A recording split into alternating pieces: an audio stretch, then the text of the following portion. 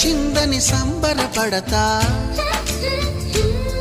నువ్వు కొట్టిన నా చెంప మీద నీ గుర్తొకటుందని సంతోషిస్తా.